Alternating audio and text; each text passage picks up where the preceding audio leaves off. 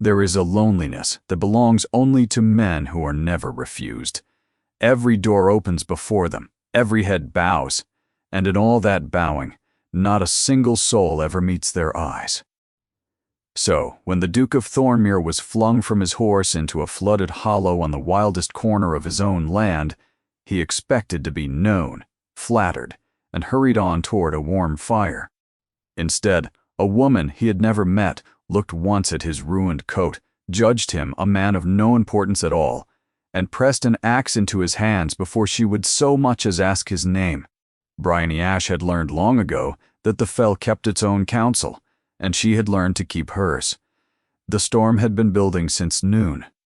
She felt it first in her knees, then in the low copper light that pooled under the clouds and turned the heather the color of old bruises. By the time the wind came down off the ridge, she had already brought in the goats, latched the byre, and banked the peat so it would hold through the night. A woman who lived alone at the top of a dale did not wait for weather to announce itself. She read it the way her father had once read a fever. Inside, the cottage smelled of peat smoke and drying yarrow and the tallow of a single candle. It was one long, low room with a hearth at its heart, a box bed against the far wall, and shelves that Bryony had built with her own hands, crowded with stoppered jars and bundled herbs and the small brown bottles she filled and sold when the village would let her. Bracken. The old gray herding dog lay across the threshold with his nose to the draught, too stiff now for the hills but still convinced that guarding the door was work worth doing. She set a pot of water to warm and unwrapped the length of linen she had been boiling clean. In the morning she was due at the Hartley farm, where the youngest child had a chest that rattled, and she meant to go whether the family could pay her or not. They usually could not in coin. A dozen eggs, a round of cheese. Once a pair of boots, from a man whose wife she had brought through a hard birth, when the apothecary down in the valley would not stir himself past midnight. It was enough. It had to be. On the shelf nearest the bed sat a flat wooden case, its brass catch worn bright by handling. Bryony did not open it often. She opened it now, the way a person presses a bruise to be certain it still aches. Inside, laid in faded green baize, were the shaped hollows where a set of surgeon's instruments had once rested. The hollows were empty. The instruments had been her father's, and when he died the practice had not passed to her, because she was a woman, and a woman could not be a physician, no matter how many bones her own hands had set or how many fevers she had broken at his side across 20 years. The instruments had gone to the apothecary in part payment of a debt she had never agreed to owe. She kept the empty case regardless. She was not entirely sure why. Perhaps only to remember exactly what the world had decided she was not. She closed the lid. She had a living to make, and no patience for old grief, which was a thing that fed on you if you let it sit too long by the fire. The candle guttered as the wind found a gap in the shutters. Bryony rose to wedge it, and stood a moment with her palm flat against the cold glass, watching the last light drown in the west. Rain came then all at once, hurled sideways so hard it hissed against the stone. She thought of the sheep on the high ground, and hoped the walls would hold them. She thought, briefly and without wanting to, of how quiet the cottage was, and how she had chosen the quiet, and how choosing a thing did not always keep it from aching. Then, under the wind, from somewhere down toward the flooded beck, came a sound that lifted Bracken's head and stood the old dog's hackles on end. It was not the wind, it was not a sheep. It was the high, tearing scream of a horse gone mad with terror, and it was close. Bryony did not stop to think. She took her father's oiled coat from its peg, the one that still swallowed her small frame, pushed her feet into her boots, and caught up the shuttered lantern and a coil of rope from beside the door. Bracken tried to rise and follow. She told him to hold, and for once he obeyed, whining low as she stepped out into the teeth of it. The rain was a solid thing. It found every seam of the coat within moments. She went down the fell path by memory more than by sight, the lantern throwing a small trembling coin of light across the streaming grass, the roar of the swollen beck growing louder with every step. Gilbeck was a shallow, chattering thing in fair weather, a place where she gathered watercress in spring. Tonight it had risen into a black and muscled torrent that had burst its banks and turned the low ground into a churning mire. She smelled the horse before she truly saw it. Then the lantern light caught a pale flank heaving in the dark, and she understood the whole of it at once. A gray hunter, a tall and finely made animal, had gone off the collapsed edge of the track and down into the flooded hollow. It had sunk to the belly in the mire, and every wild lunge to free itself only screwed it deeper. Its eyes rolled white. Foam and rain streaked its neck. Another hour of this, and its great heart would simply give out from the cold and the fear. And there, sunk to his thighs in the same black water, hauling uselessly at the animal's head collar with both hands and a great deal of shouting, was a man. He was tall, and even ruined by mud and streaming with rain, he carried himself like a man who had never once in his life been made to wait for anything. His coat had been very good, and not long ago. She could see that much even now, the cut of it, the costly weight of the sodden wool. He was dragging at the horse in precisely the way that would frighten it worse, and berating it in the low, furious voice of someone wholly unused to being refused by the world. "Stop," Bryony said. "You're drowning him faster." The man turned. For a heartbeat, he only stared at her, this small, drenched woman risen out of the storm with a lantern, and she watched him wait for something that did not come, some flicker of knowing, some shift in her face. When it did not arrive, a strange thing happened. He seemed almost to steady, as though the not being known were a colder shock than the water at his waist. "He went off the track," the man said. "I cannot shift him. Whatever you are owed for your trouble tonight, I will pay you double.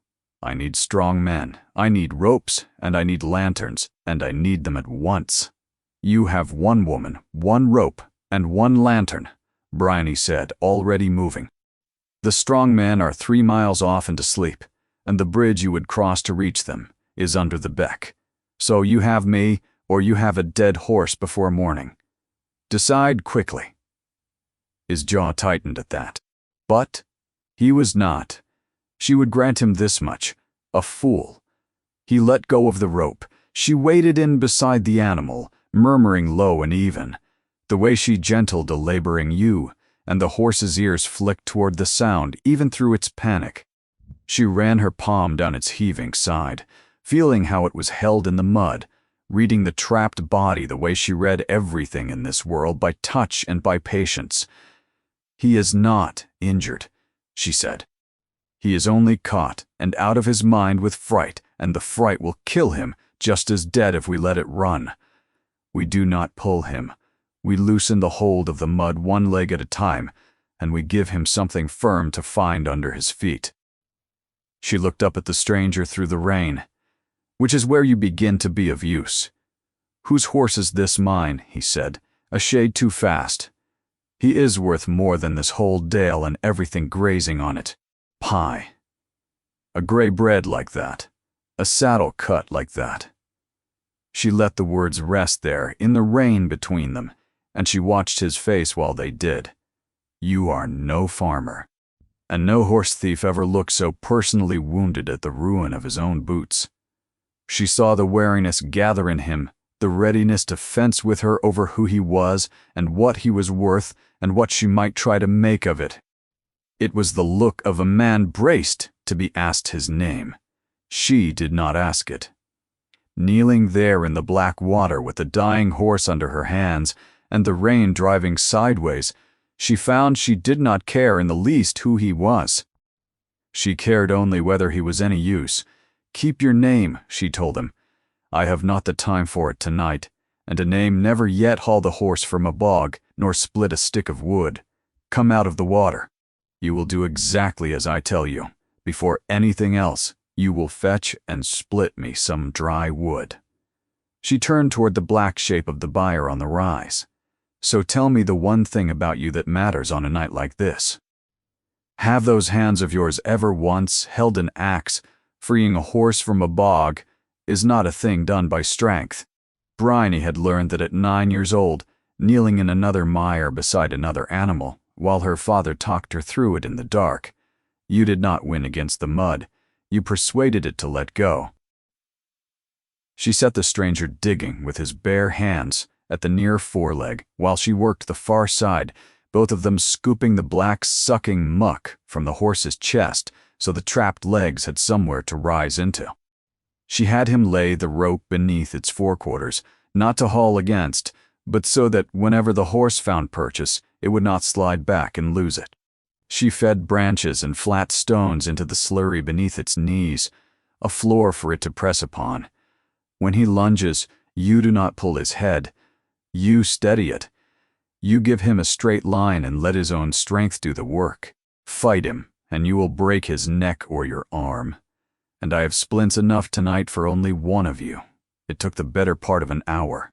Twice the horse gave up and sank, and twice she talked it back from the edge of surrender, with that low, even voice, while the rain hammered them, and the stranger, to his credit, dug until his hands bled and never complained.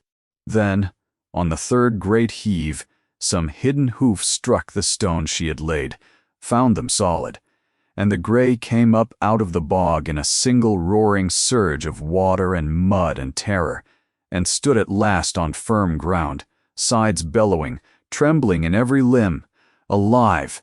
For a moment, neither spoke. They only stood in the streaming dark and looked at the shuddering animal between them. "He is out," the man said. There was something raw in it, far more than relief. She marked it and set it aside. "He is out, and now he begins to die the slower way," Bryony said. "Look at him shake. He is chilled clean through, and this wind will finish what the mud could not. He needs shelter and heat within the hour. Then we take him to a house." "To what house?" "The bridge is drowned. The nearest roof that is not my own is 3 miles the wrong side of the beck." She was already leading the horse up the rise toward the low black shape of the byre, and the man followed, because there was nothing else in the world to do. "My byre will keep the wind from him, but the last gale tore half the roof away, and the dry wood I kept is gone into my own hearth this week. A wet man and a wet horse in a cold stone shed will both be worse by morning, not better." She stopped at the great untidy stack of fallen timber. The storms had piled beside the byre door, none of it split, none of it near dry enough to catch as it lay. She bent, lifted her father's long axe from where it leaned against the stone, turned and held it out to him across the dark, the handle offered first. "So," she said, "we make our own heat, or we lose him after everything." The axe hung in the air between them. Bryony watched the offer land on him, and saw with a clarity the storm did nothing to dim exactly what it cost him. Something moved across his face that she could not name and did not much care for. It was not fear of the labor. It was affront, deep and bred in the bone, the look of a man who had been given everything in his life except a common tool, and who stood on the very edge of saying a sentence that began with the words, "Do you know?" He did not finish it. She watched him swallow it whole.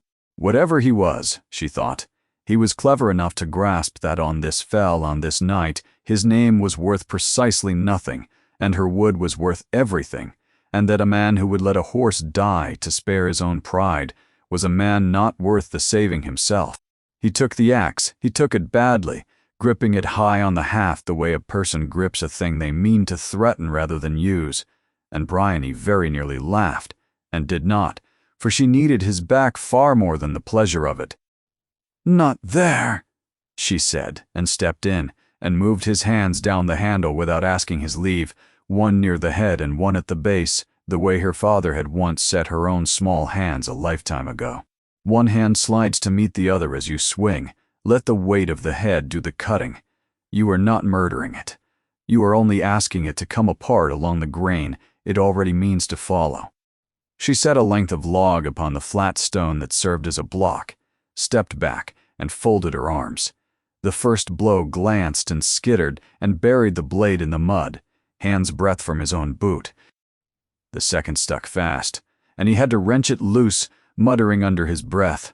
The third split nothing, but at least did not miss, and the fourth, at last, bit true, and a pale wedge of dry heartwood fell away into the wet grass. He looked at it. Just for a moment, this proud and ruined stranger looked down at a single split billet of wood as though it were a thing he had never in all his life accomplished. And perhaps, she thought, it was. Then he stood another log upon the block and swung again. Bryony did not watch him after that. She had her own work, and a great deal of it. She led the shaking horse in under the sound half of the roof out of the wind, and rubbed it down with fistfuls of dry bracken until her shoulders burned. She built a ring of stones for a fire on the beaten earth floor, fetched kindling from the dry corner she kept against exactly such a night, and coaxed a small flame up out of nothing the way she coaxed most things in her life, with patience and cupped hands and a flat refusal to be discouraged. Behind her came the rhythm of the axe, a dull thwack, and a pause and another, surer with every stroke. She listened to a duke, though she did not yet know that he was one, learning the shape of honest work in the dark, and thought that whoever he was, he had at the least the good sense to bleed in silence. When he carried the first armful of split wood to her, she saw his hands in the firelight. Both palms were torn raw, the soft, unmarked hands of a man who had never in his life gripped anything rougher than a bridle rein. And he had gone on splitting long past the point where it must have become agony to close them. "You have ruined your hands," she said. "You told me we needed wood." He said it flatly, without appeal, setting the load down beside her fire. He did not ask her to admire the doing of it. He only looked at the climbing flame and at the horse, steaming in the new warmth, and some rigid thing in the set of his shoulders, eased by a fraction. "Is it enough? Will he live now?" Bryony did not answer at once. She looked at him instead, properly. For the first time since the beck, at the raw hands he had not once complained of, at the good coat gone to rags in her service. "At the water I would not take your name," she said. "A name splits no wood, and I had wood that wanted splitting. But you have bled for a frightened horse tonight, and that buys a man the asking. So, who are you?" She watched the old wariness rise in him, and for once think better of itself. "Corin," he said. "My name is Corin. That much of it is true at least. Then warm him well, Corin, and we may yet cheat the cold of him. That is your answer." Bryony fed the fire, building it careful and high until the heat pushed back at the wet stone walls, and the animal's violent shivering began, at long last, to quiet. It was working. She let herself begin to believe it was working. And then the horse coughed, a deep and heavy sound, wrung in a way she felt in her own chest before she had even finished turning toward it. It leaned hard into the wall. Its breathing, which had steadied, had gone quick and shallow once more, and its great head hung low, and the bright fight that had carried it up out of the bog seemed to be guttering out of it like a spent candle. Bryony was on her feet and across the byre before she knew that she had moved. "No," she said, very low. "No, no, not now. Not after all of that." Her hands were already upon the animal, at its chest, its throat, reading the change in it. The chill has gone deeper than the mud ever did. It has settled in his chest. Behind her, the stranger had gone utterly still. "Save him," Corin said, and it was no longer a command of any kind. It was very nearly a prayer. "Whatever it takes, whatever you would have of me, it is yours. Please, you do not understand what that animal is to me." The stranger, whose name was not Corinne, or not only Corinne, stood in the corner of a poor woman's ruined byre and watched her fight through the night for the last living thing his brother had ever loved. He had lied about the horse. He had said mine, and it was his now only in the way that grief makes a thing yours. The gray was Lucian's. His brother had bred it and broken it gently, and named it Argent for the moonlit color of its coat, and ridden it the length of the north in the last good summer, any of them had known. When the fever took Lucian, 2 winters gone, quick and stupid and without a shred of grandeur to it, it left behind a title Corin had never wanted. A great cold house full of people who bowed, and one bad-tempered grey that would suffer no groom near it and stood screaming at its stall door through the small hours. They had all counseled him to have the animal put down, his uncle most of all, in that reasonable murmuring voice that was always, Corin had come lately to understand, arranging something beneath the words. And so this night, unable to breathe inside his own walls, unable to stomach one more careful conversation about suitable marriages and estate economies, and what was best now that poor Lucian was in the ground, he had done the one reckless thing still left to a man watched every hour of every day. He had saddled the horse no other soul could ride and simply ridden away, and he had not turned back. For 3 days he had drifted the high fells alone, sleeping in empty shepherds' huts and eating what he carried, letting the surge he knew must be rising behind him go hang, for no better reason than to be, for a little while, no one at all. On the 3rd night the storm had caught him at the wildest edge of his own land and pitched him and the grey down into a stranger's flooded hollow. He had got his wish entire. Here he was no one. And it was the strangest relief he had ever known. He watched her work, her ear laid flat to the horse's ribs, a scald of crushed herbs steaming beneath its streaming nose, her whole self narrowed to the one task with a plain, unshowy competence he had seen in only one other soul in his life. That had been a regimental surgeon who once kept a shattered man alive upon a kitchen table by simply refusing to accept that he would die. She never once looked at Corin the way that people looked at him. She did not defer. She did not perform. She flung orders at a duke as readily as she would have flung them at a stable boy, and the astonishing thing, the thing that turned over slow and quiet behind his ribs, was how little he minded. His whole life had been one long procession of people who wanted everything from his name and nothing whatever from him. Here was a woman who did not know that name, who would not have altered by a hair if she had, and who wanted only his hands, his back, his willingness to bleed on a cold floor for a shivering animal. He had been valued for 100 things in his time. He had never once, he understood now, been simply useful to another living soul, and he had not known until this hour how starved he was for it. Somewhere in the deep trough of the night she tore her own coarse bread in half and pressed a piece into his ruined hand without glancing at him, as though feeding a man who had earned it were merely one more chore. He ate that rough bread by a smoking fire, and could not recall the last meal set before him on silver that had tasted of anything at all. Once at the lowest ebb of the dark, when the horse's breath had drawn so thin he was certain the end had come, he heard himself speak into the quiet.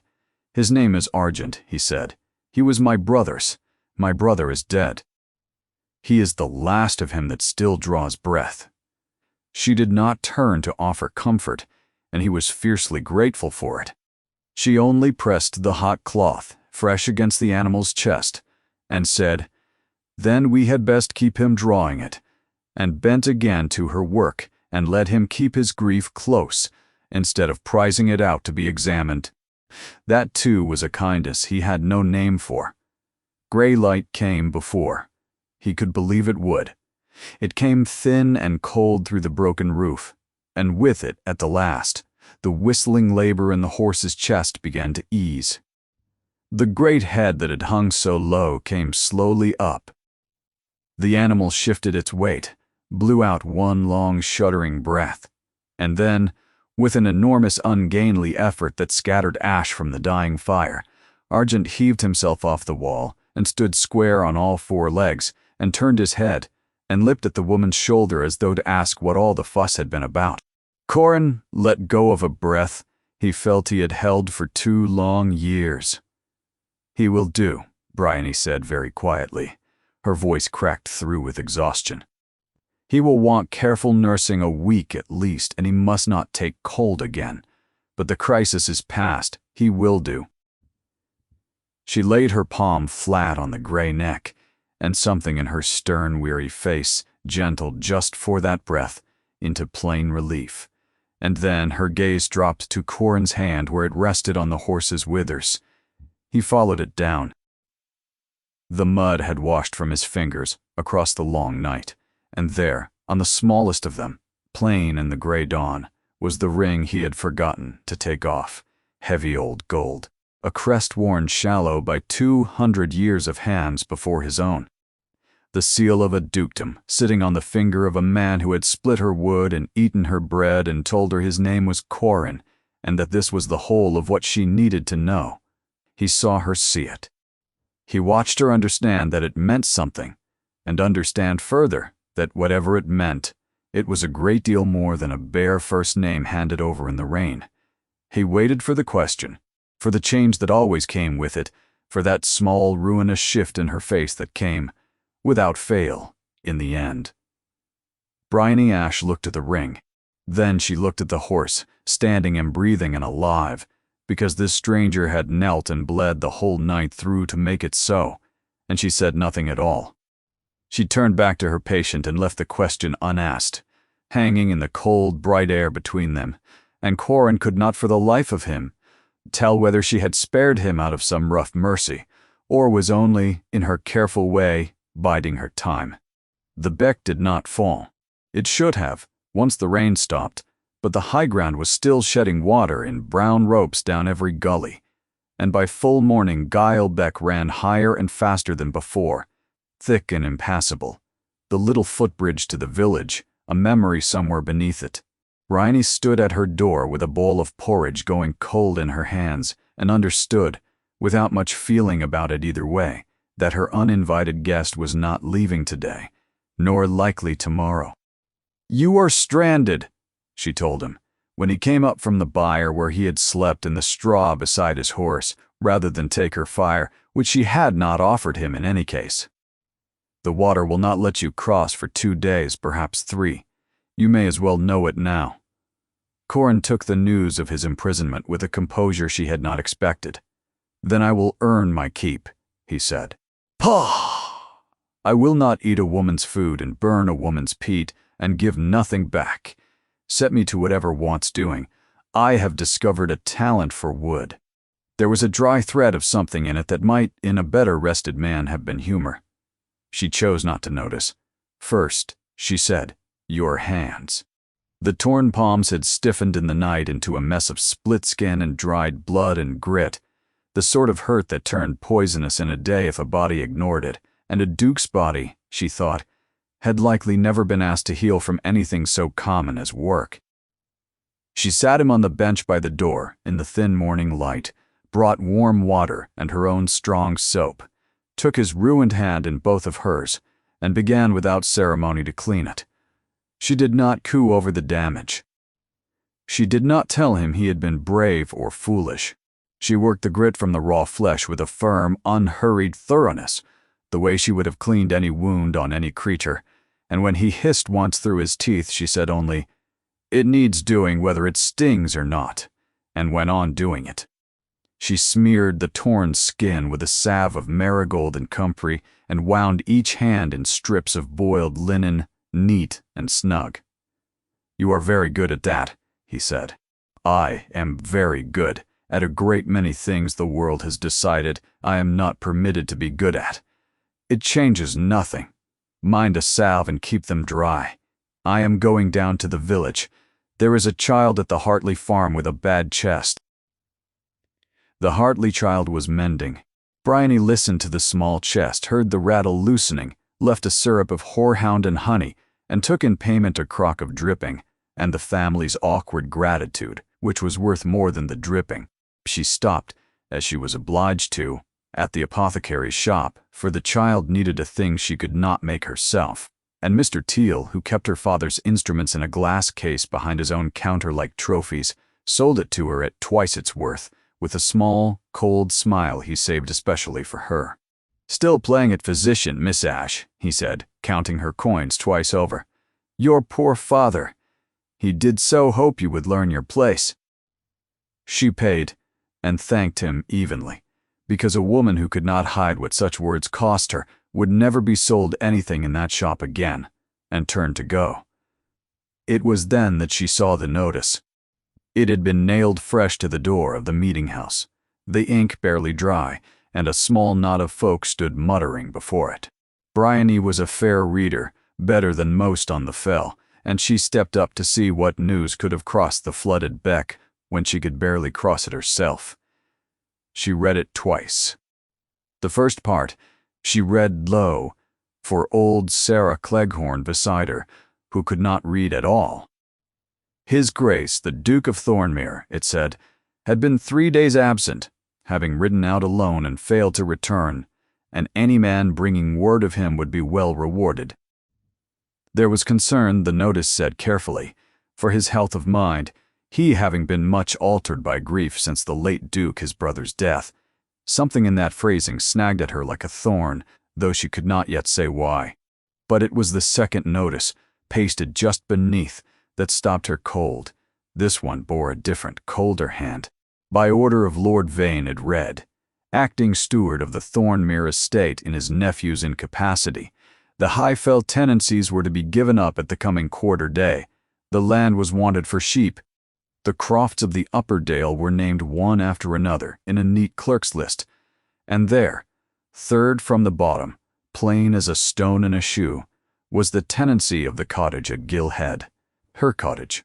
Bryony stood very still while the wind pulled at the crisp new paper, and felt the one small certain thing in a life of uncertain things quietly dissolve beneath her feet. She did not weep. She never wept where anyone could see.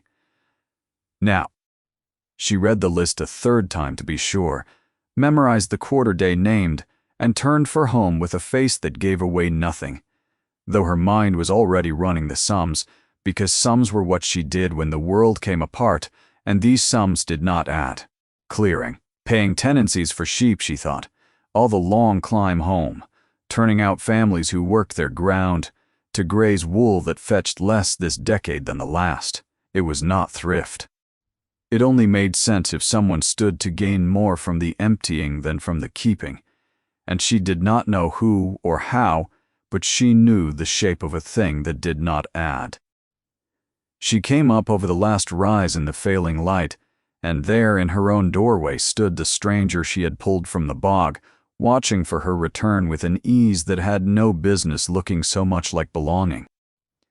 She would tell him, she decided. She had carried it alone up the whole fell and found, to her surprise, that she did not wish to carry it alone, through the night as well. He had not left, though she had all but told him how. There was the shallow crossing a mile up the fell, the one she had used that very morning, and a man of his evident strength could have taken it and been at some coaching inn by dark and home to whatever grand place had lost him by the following night. She had half expected to find the cottage empty on her return, the horse gone from the byre. The whole strange interlude ended as abruptly as it had begun.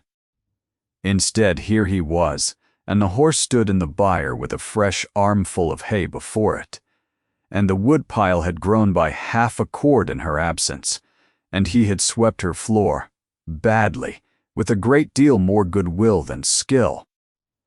She set down her basket. You could have gone. The crossing up the fell. I told you of it this morning. You could be halfway to anywhere by now. I could, he agreed. He was sitting on her bench mending the frayed strap of her father's old creel with his bandaged hands, a task no one had asked of him, and he did not look up from it. I found I did not much want to be halfway to anywhere. There is a great deal of anywhere, and it is all extremely tiresome, and none of it needs its wood split. And here you are needed, she said. Dry. Here I appear to be useful, which is a novelty I have not yet finished enjoying. He tied off the strap, tested it, and seemed obscurely pleased that it held. You will have to forgive me. I have been a great many things in my life, and useful was never once reckoned among them, and I find it suits me better than all the rest put together. She did not know what to make of a man like that, and so she made him nothing, and fed him, and let the odd, companionable quiet of the evening settle over the cottage like the dusk coming down. It was easy. That was the whole trouble with it. It was far too easy.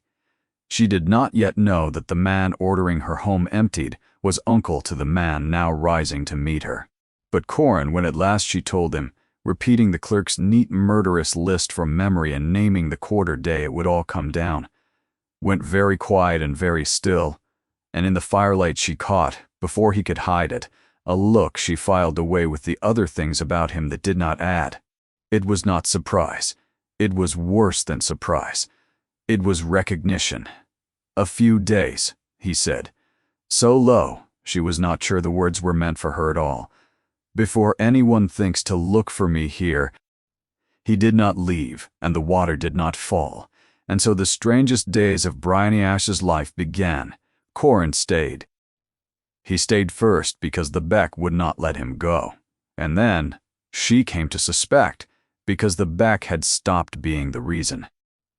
He mended the torn half of the byre roof, hauling slate and setting it with a slow, determined clumsiness that turned, over 3 days, into something near competence. He rebuilt the drystone wall the storm had tumbled, learning under her terse instruction how the stones locked one against another, with no mortar but their own weight and cunning. He carried Pete up from the cutting in a creel on his back until his fine coat was black with it, and he split more wood than one small cottage could burn in a season, as though the axe had become a thing he reached for when he did not know what else to do with the great banked feeling in him. The Dale watched.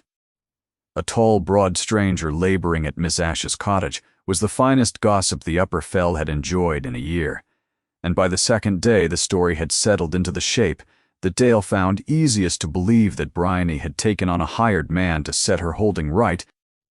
Folk nodded to him in passing and called him her man, and Corin, who had been bowed to since before he could walk, answered to it without a flicker, touched his cap to farmers who would have fainted to know whose brow it shaded, and Bryony watched a duke be mistaken for a laborer, and plainly enjoy it, like a man let out of a locked room.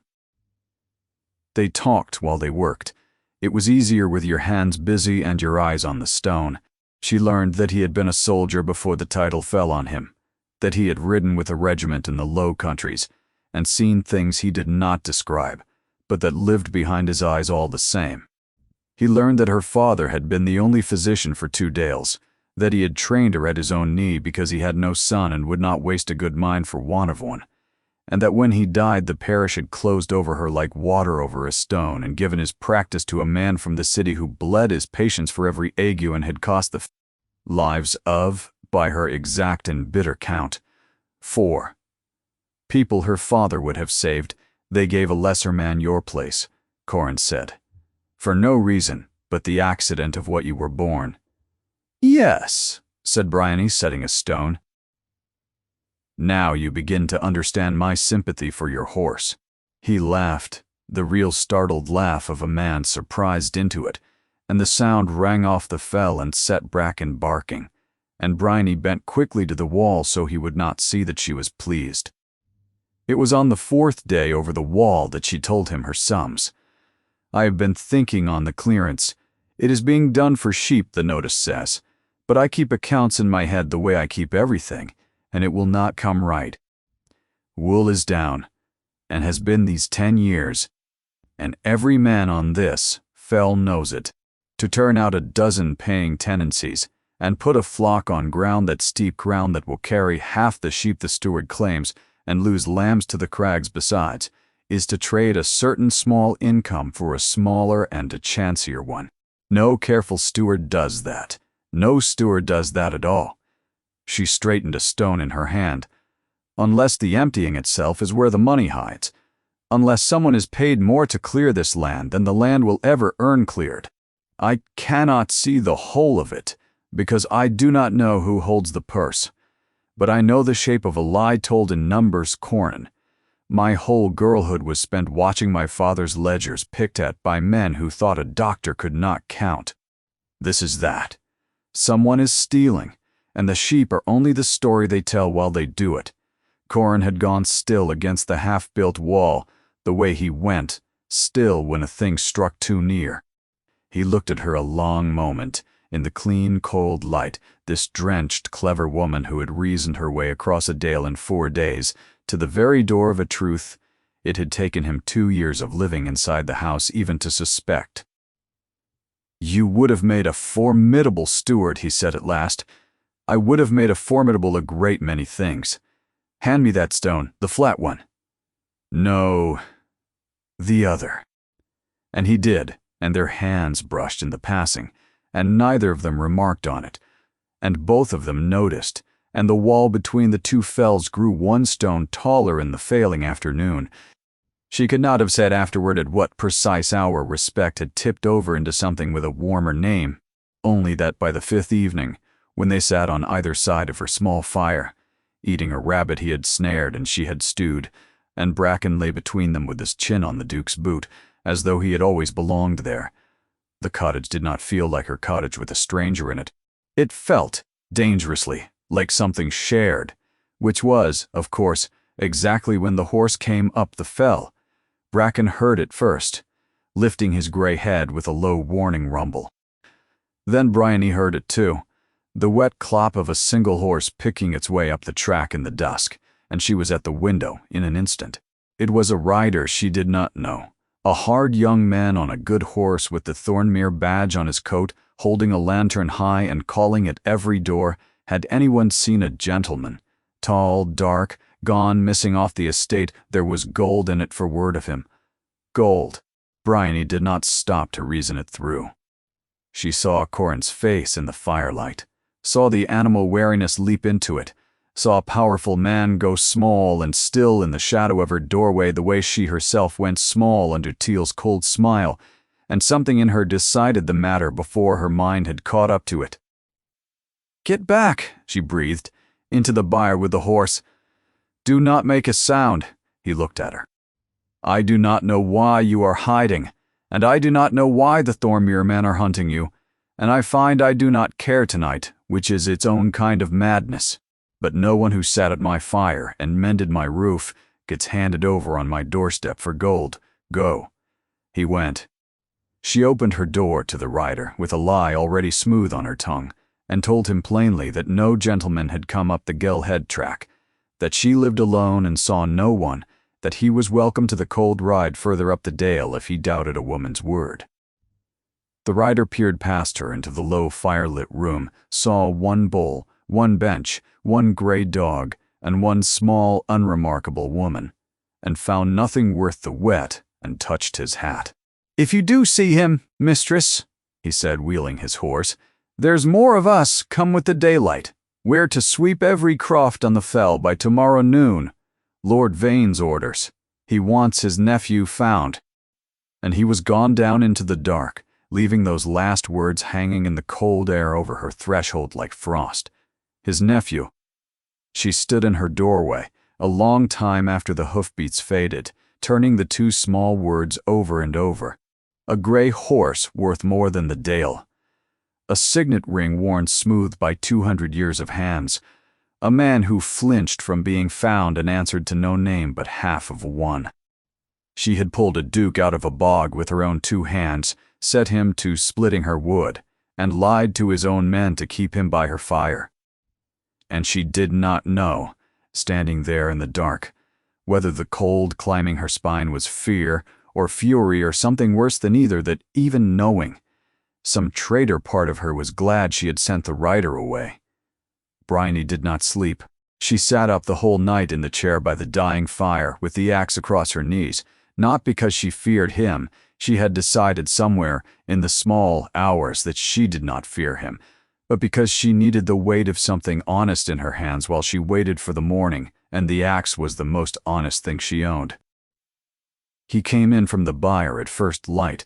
He stood in the doorway with the gray dawn behind him, looked at the axe on her knees, then at her face. And whatever he saw there made him stop where he was and come no closer. "Say it," Bryony said. "Say it plainly, in your own voice, and do not make me drag it out of you like the truth from a boy. Who are you?" He did not look away. She would give him that. Ever after. "My name is Corin." That part was never a lie. Corin Vane, I am the Duke of Thornmere. The land you stand on is mine. The notice on the meeting house door was signed by my father's brother in my name, in my absence, and the cottage they mean to pull down at the quarter day is yours. He drew a breath. And the men hunting me across this fell are my own, sent by my uncle, and you lied to them last night, and I let you, and I am sorrier for that than for anything I have done in 2 years of doing very little worth the name. Bryony sat very still. She had known, since the words his nephew had fallen out of the rider's mouth in the dark, she had known in the cold, clever part of her that always knew. But knowing a thing in the dark and hearing it said plain in the morning are two different weights, and this one landed on her like the whole flooded beck. She thought of every order she had barked at him. Sit, dig, fetch me wood. Mind the salve. She thought of the bread she had torn and handed him as though to a hungry stranger, of the way she had cleaned his hands over her own knee, of how she had said to the man who owned the very roof above her that she was good at things the world would not let her be good at, and how he had let her say it and said nothing. She thought.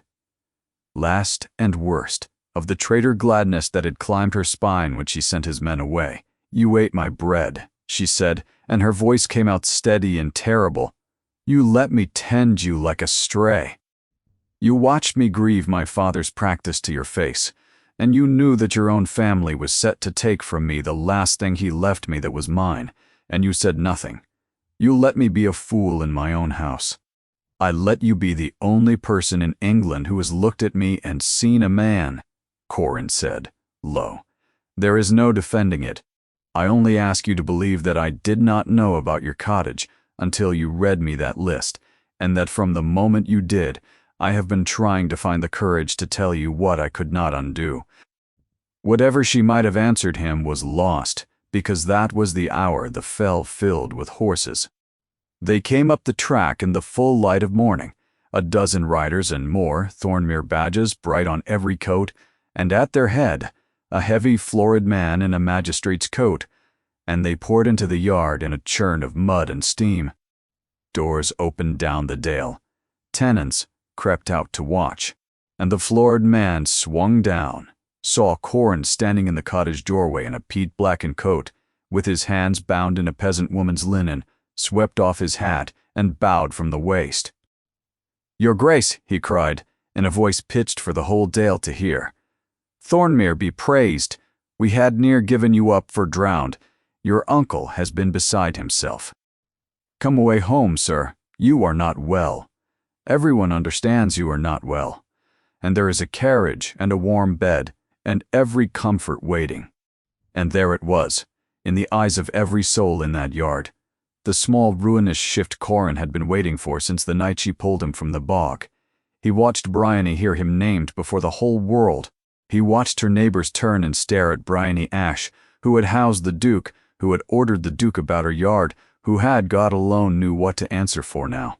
He watched the shame of it settle over her in front of everyone, and saw her lift her chin against it exactly as she had lifted it against Teal. Alone, expecting no rescue, because rescue was a thing that had never once in her life come. So he gave her one. I am perfectly well, said the Duke of Thornmere. He said it quietly, and the yard went quiet to hear it, because there is a kind of quiet a man can put into 2 words that carries further than any shout.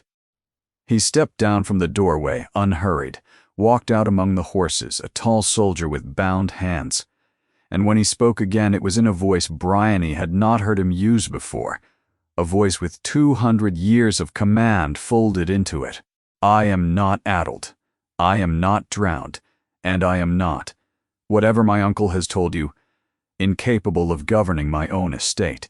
He turned slowly, letting his eye fall on the magistrate, the riders, the watching tenants. Hear me, all of you, for I will say at once, the high-felled tenancies will not be given up at the quarter day. There will be no clearance. Any notice to the contrary was posted without my knowledge and against my will, and it is void from this moment. This woman's home is not my uncle's to sell. nor any man's but mine, and I say it stays." His gaze came to rest on Bryony, and gentled and hardened again as he turned back to the crowd. Miss Ashe gave shelter to a stranger in a storm, and asked him nothing. "She is under my protection and under my name, and the first man who speaks a word against her answers to me for it. Is that understood?" It was understood. In that yard, on that morning, it was very thoroughly understood. And Bryony stood in her own doorway with the axe still in her hand, and watched the man she had pulled out of a bog become in the space of 10 quiet sentences the most powerful person she had ever stood beside, and understood, with a sinking that had nothing to do with gratitude, that in saving her he had also, finally and completely, left her. The stranger who split her wood was gone. In his place stood a duke, and dukes did not sit at cottage fires eating rabbit with a gray dog's chin upon their boots. They wanted him at once. There were papers. There was his uncle to be faced. There was a whole vast machine of a life grinding back into motion around him, now that its master was found. He was drawn into it before her eyes, surrounded, deferred to, carried off on a tide of your grace, and this way, sir. And though he looked back at her once, only once, over the heads of his own men, there was nothing she could do with the look, and nothing he could do with it either. She stepped back into her cottage and shut the door on the noise of them. She stood alone in the sudden silence, in the small room that smelled of peat and rabbit and him, and looked down at the axe in her hands, the axe she had put into his, and that had started the whole impossible thing, and found she was gripping it hard enough to whiten her knuckles. There was a knock, soft, apologetic. Old Sarah Cleghorn, come to tell her with the grim relish of the fell for bad news, that Lord Vane's own black carriage had been seen not an hour since on the low road, come at last from Thornmere Hall, and climbing, slow and certain as a tide, toward the fell. He came back to her that evening, alone, on foot, in the last of the light.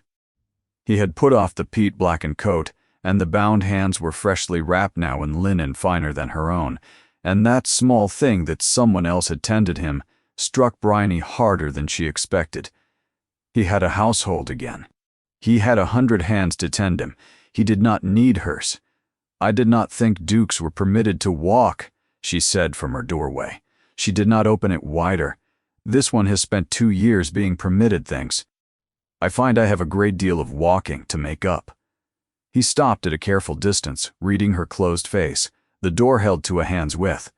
"You are angry. You have every right. I have come to be shouted at if it will help. I am not angry. I am something worse. I am careful. I have spent my whole life being careful, and I let myself stop for 5 days with a man I thought had nothing, and now it turns out he has everything, and I am standing in my doorway working out how much this is going to cost me." She lifted her chin. "I will not be your charity, Corin. I will not be the clever peasant the Duke was kind to, the story you tell to prove you are not your uncle. You saved my cottage in front of the whole dale, and I am grateful, and I will not, ever, be a thing you rescued. I would rather lose the cottage. Do you understand me? I would rather lose it. I know. That is precisely why I could not bear to tell you who I was." And then, because she had asked him for the truth plainly once, and he had learned she was owed it, he told her the rest. He told her about the 2 years, about Lucian, the bright one, the easy one, born to the title while Corin was born to the army and glad of it, about the fever that took his brother in 11 days while Corin rode north too slow to say goodbye, about waking a duke, a thing he had never trained for and never wanted, in a house full of his brother's things and his brother's dogs and his brother's grieving people, all of them needing him to be a man he did not know how to be. About his uncle, who had stepped so helpfully into the gap, who murmured that Corin should rest and grieve and leave the tiresome business of the estate to those who understood it, and who had been, Corin now knew, quietly hollowing the dukedom out from the inside the whole time. I let him. That is the shameful part. The part I came to say. I was so sunk in grief that I let a thief run my house because it meant I did not have to. I rode out that night to escape a conversation about a marriage he had arranged for me, to a girl I have met twice, whose fortune he no doubt means to fold into what he has already stolen. I rode out to be no one. He looked at her.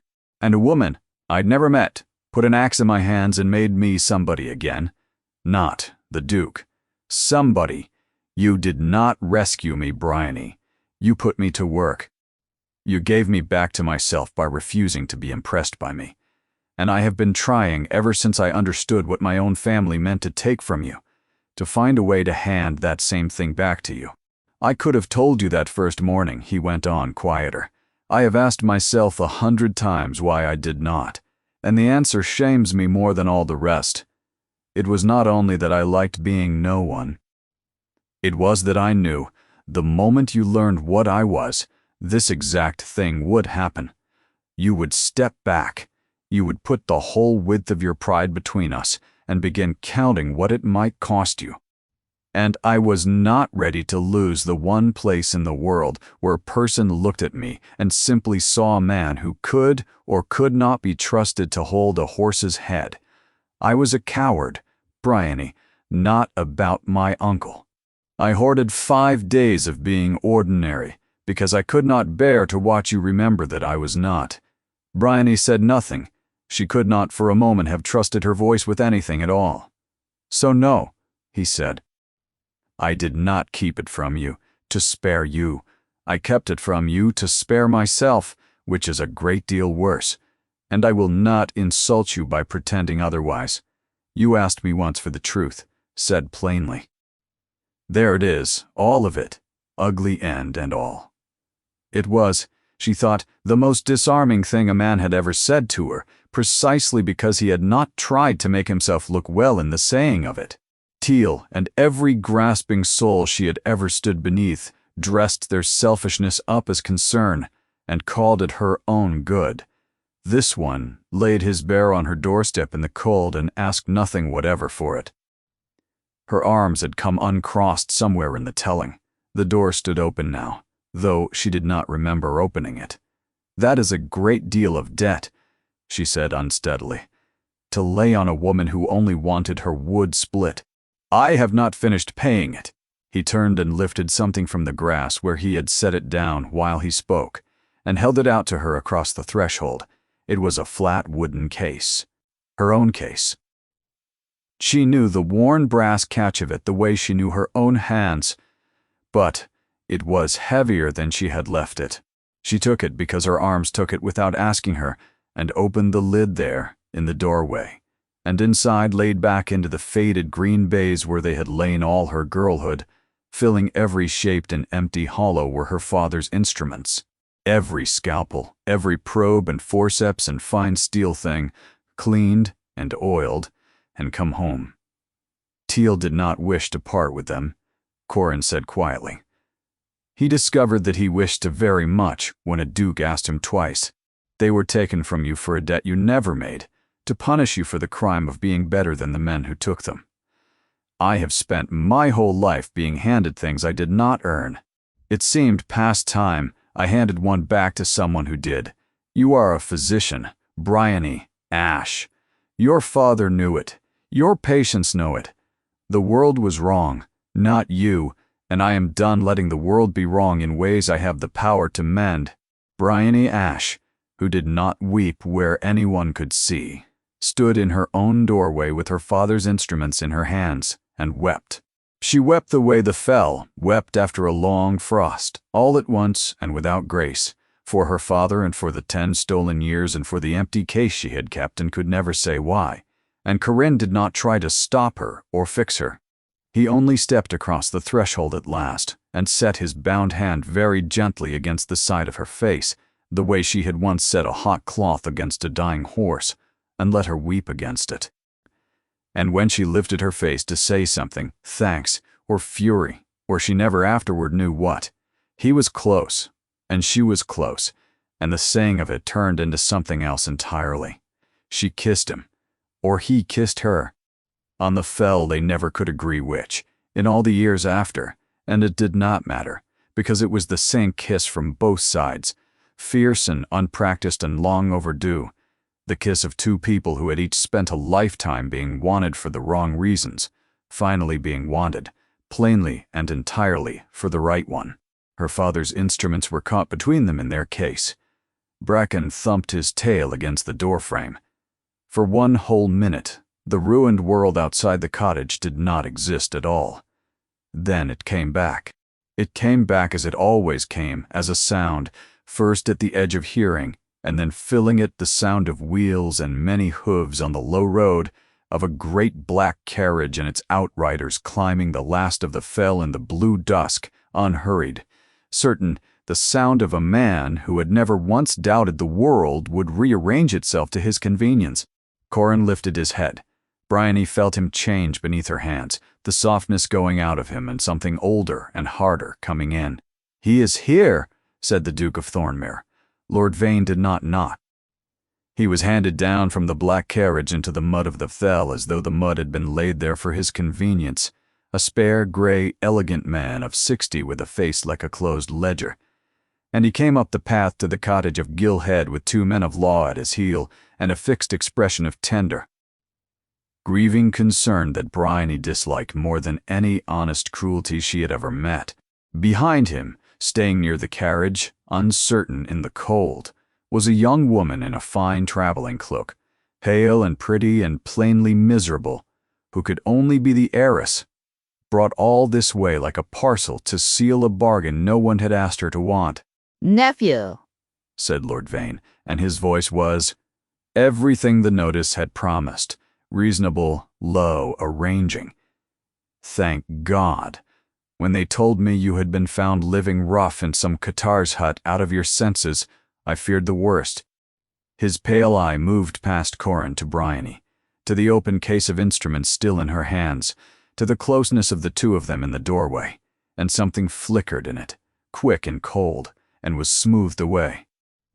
"And I see the poor creature who has had the keeping of you. We are all in your debt, girl. You will be seen to. My nephew is unwell, you understand. Grief has disordered his mind. It is a family sorrow. We will take him home now, and no more need be said of any of it." "I am not unwell, uncle," Corin said. "We have been here before, this morning with your magistrate. I grow tired of saying it." "Of course you are not." "Of course," Vane soothed. In the voice one uses to a man one is measuring for a locked room. "But you must see how it looks. A duke, gone above a week, found in a hovel in the arms of a woman of no family, a woman the whole Dale is already whispering about, a woman who told your own searchers to their faces that she had seen no one. Who could look at such a picture and not fear for your reason? I have documents, nephew, prepared with the deepest reluctance that would place the estate formally in my care until your health returns. The magistrate has seen them. Sign, and come home, and let this poor woman's name, and yours, be spared the scandal that must otherwise engulf them both." And there it was, the whole of the trap, laid bare and elegant. Sign away his estate to prove his sanity, or refuse and see Bryony destroyed as the scheming fell woman who had ensnared a madman. Bryony felt the old dread rise, the shape of the powerful making cruelty look like kindness, and she watched Corin and waited, the way she had waited that first night for the explosion that never came, to see what manner of man he truly was. He laughed. It was not the startled laugh from the wall. It was low and grim and entirely without fear, and it wiped the tender concern clean off Lord Vane's face for the first time since the carriage had stopped. "You have documents," Corin said. "Uncle, so do I." End quote. He gave a quiet word to one of his own men at the yard's edge, and the man brought forward a locked dispatch box, and Corin took a small key from a chain about his neck, a key Bryony had not known he wore, and opened it. "When I came to myself yesterday morning, the first thing I did was send a hard rider to Thornmere Hall, ahead of your carriage, ahead of any word reaching you that I was found. He carried my seal and an order to the one servant in that house still loyal to my brother's memory, The old steward you turned off last spring for asking too many questions, and who has been living quietly in the village since, waiting, as it happens, for exactly this. Between them they opened the strong room before your clerks could empty it. He lifted a sheaf of papers from the box. These are the true accounts, uncle, not the ones you show me, the ones beneath them. Your letters to a wool factor in Leeds who does not exist. Your bills of sale for 3 livings and a mill sold off in my name, the monies for which arrived in no account of this estate, but in one at a bank in York that bears, curiously, your own. And a very great deal of correspondence about clearing the high fell, not for sheep, there was never any sheep, but to sell the emptied Dale entire to a canal company that means to flood it, and that will pay a fortune for ground with no troublesome tenants left upon it to compensate. The yard had gone utterly silent. The heiress by the carriage had both hands over her mouth. Bryony breathed out. Slow. There it is, she thought. There is the number that would not add. A canal. Of course. Not thrift, not sheep, never sheep. A man does not empty a valley for wool. He empties it for water, and for what the water is worth. You have been robbing my brother, Corin said, and now at last there was something in his voice that made even the men of law step back. And then you robbed me, and when I would not wake quick enough to be robbed at leisure, you decided the cleanest thing would be to have me declared mad and shut away. And marry my fortune to that poor frightened girl by the carriage into the bargain. Have I the shape of it right? I have grown very good these 5 days at seeing the shape of a lie told in numbers. His eyes found Bryony's for one brief instant, and she understood that the words were hers, given back to her like the instruments. A friend taught me how. Lord Vane's grey composure broke all at once into something ugly and cornered. He reached blustering for the language of family, of misunderstanding, of accounts that could surely be explained. Corin did not let him have a sentence of it. You are not the steward of Thornmere. You are not welcome at Thornmere. You will leave this dale within the hour, and you will thank whatever God attends to men like you that these papers are going to the king's magistrate. He will see you stripped and disgraced and answerable in law, which is a great deal more mercy than you ever meant to show the families whose homes you would have put under water. He turned to the florid man in the magistrate's coat who had gone the color of tallow. Unless, sir, you would prefer to be named in them yourself. There is room. Choose now. The magistrate chose. Men like that always chose. Within the quarter hour, Lord Vane was handed back up into his black carriage, no longer grieving, no longer reasonable, a small, cold thief with the whole fell watching him go, and the frightened heiress was handed up gently after him with Corin's own quiet promise that no part of this had been her fault, and no part of it would touch her. The carriage turned on the narrow track and went down off the fell into the dusk and did not come back. It was over. The clearance was dead. The cottages were safe. The thief was routed, the valley would not drown, and the man who had done it all stood in the middle of a muddy yard in the last light, with his brother's honor restored and his estate in his own 2 hands at last. And Bryony Ash took one quiet step back from him, and then another, until the door frame was at her shoulder, for she had watched the whole of it, the seized box, the ruined uncle, the magistrate brought to heel with a word, the heiress handed so tenderly into the carriage, and she had seen past all her joy for him the true size of the world he had just picked back up. It fit him. That was the thing she could not bear. The command had fit him like a coat cut to his measure, and a coat like that had no room in its pockets for a fell woman with mud on her hem, and her father's knives in a wooden box, however well he had loved her for 5 stolen days, when he had been pretending to be no one. He was somebody again. And she had told him in her own doorway not an hour since that she would rather lose everything than be the thing a great man kept. She stepped back over her own threshold before he had finished turning to look for her, and began, very quietly, with hands that shook only a little, to close the door. The door did not close. A bound hand came flat against the wood from the other side, Gently, not forcing it, only holding it from its purpose, and through the narrowing gap Corin said, "No, not this time. You made me say it plainly in the morning light. Now you will let me do the same." Bryony stood with her hand on the latch and did not open it, and did not shut it. "I know what you saw just now," he said through the gap, and his voice had lost every scrap of the ducal command he had worn so terribly in the yard. It was only Corin's voice now, the voice from the buyer in the dark. "You saw the coat fit. Pause. You saw the world hand me back and watched me take it, and you decided a man who fits that coat has no place in his life for you, and you are trying to spare us both by stepping back before I can. I know you, Bryony. I have known you 5 days, and I know you better than people who have bowed to me for 30 years. Then you know I meant it," she said to the door. "I will not be kept. I will not be the Duke's soft heart, the cottage he saved, the pet he was kind to. I have lived at the bottom of other people's kindness my whole life, and I would sooner freeze on my own fell than live warm on the leavings of yours. I have a practice to build. I have my father's knives back, and a dale full of people the city butcher has been bleeding for 10 years. That is a whole life, and it is mine, and I will not trade it to be an ornament on your arm in a house full of people who will never let me forget what I was born." She pressed her forehead to the wood. "Go home, Corin. Be a good duke." "You will be a very good duke. Only do not ask me to be a bad version of myself to stand beside you while you are." There was a silence on the other side of the door. Then, slowly, the pressure on the wood eased, and Corin stepped back, and Bryony, who had braced for him to push, found the sudden absence harder to bear than any pushing. She opened the door because she could not help it. He was standing in the yard in the last blue light, and he was not looking at her like a duke deciding a matter.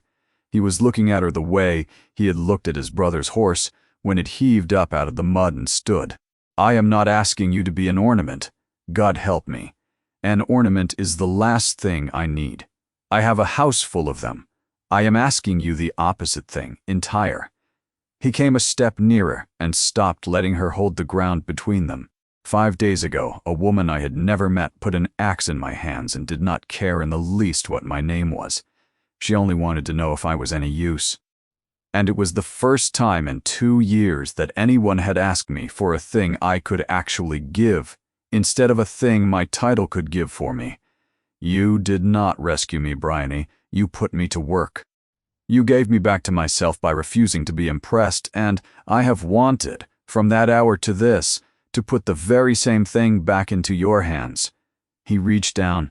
Leaning against the cottage wall where she had left it that morning was the axe, her father's long axe, the one she had put into his hands in the storm. He picked it up, turned it, and held it out to her across the space between them, exactly as she had held it out to him, the handle offered first.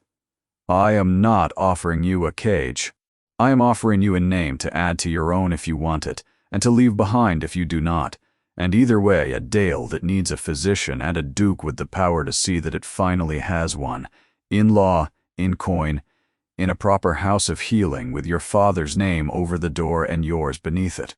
Not a wife kept idle behind glass, a physician, my equal, and the fells, and answerable to no man's kindness ever again, least of all mine." His voice roughened. "I do not want to be your rescuer. I have quite enough people who need saving. I want to be the man who hands you the axe. Marry me, Bryony Ash, and do not on any account stop working." Bryony looked at the axe held out to her in the dusk.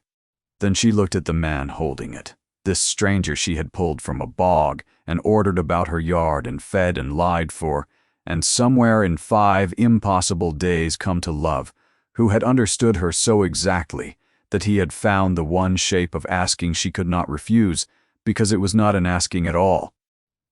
It was an offer of work.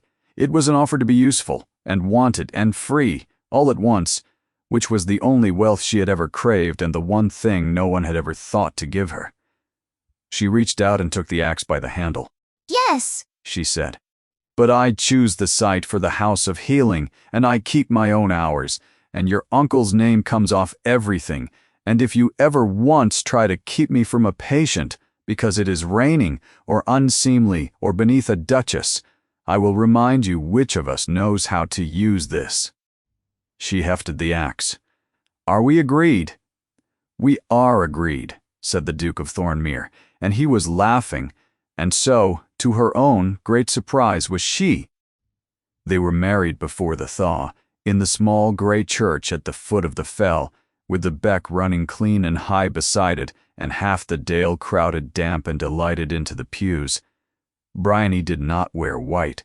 She wore deep green, the color of the fell in June, and she carried no flowers because it was still winter. But she had her father's instruments blessed at the altar rail, which the old vicar had never done for anything before, and afterward declared to be the finest thing he had ever been asked to do.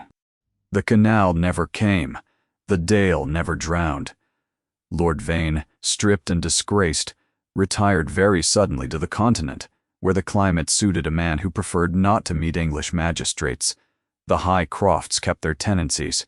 Argent, the grey who had started everything by putting a foot wrong in a storm, grew fat and insolent on Thornmere grass, and would still let no one but Corin and Bryony near him, and bid a groom who tried. And in the spring, when the frost let go of the high ground and the whole fell turned green and gold and wild with new lambs, they broke the first ground for the house of healing on a site Bryony chose herself, south-facing, close to the village, with a good well and a wide door. Her father's name went up over it, and hers beneath, physician, in letters a foot high that could be read from the road, so that no child on that fell would ever grow up believing such a word could not belong to such a name. On the morning they laid the first stone, Corin came to find her, and found her already there, of course, before anyone else, standing on the raw-turned earth in the early light with her sleeves rolled up. "Auditing me again," he said, coming up beside her. "Someone must. You paid the mason twice what the work is worth. The mason has 6 children. The mason saw you coming, but—" She leaned into his side as she said it, and he put his arm around her, and together they watched the sun come up over the fell that had so nearly been emptied and drowned and was instead, against every odd green and full in theirs. She thought, sometimes, of the night it began, of the scream in the dark, and the horse in the mire, and the proud ruined stranger too grand to know one end of an axe from the other. She had handed a duke an axe because she needed the wood and cared nothing for his name. It remained, she thought, watching him squint into the sunrise with peat still under his ducal fingernails, the best morning's work she had ever done. There is a particular kind of happiness in watching two people find, in each other, the one thing the whole world kept refusing them. He had never been wanted for himself. She had never been valued for her gift. And it took a storm, a stubborn horse, and a woman unwilling to be impressed to hand them both, at last the only thing worth having. If Bryony and Corin warm something in you tonight, let them know it. Tap the like button so the whole fell can hear you cheering. Tell me down in the comments the exact moment you knew her heart was already lost, whatever her sharp tongue said about it. And if you love a proud hero, brought gently to his knees, and a heroine who bends for no one, subscribe and ring the bell, for there is another fireside waiting very soon. Until then, mind the weather, keep your own axe sharp, and never let a single soul tell you what you were born to be.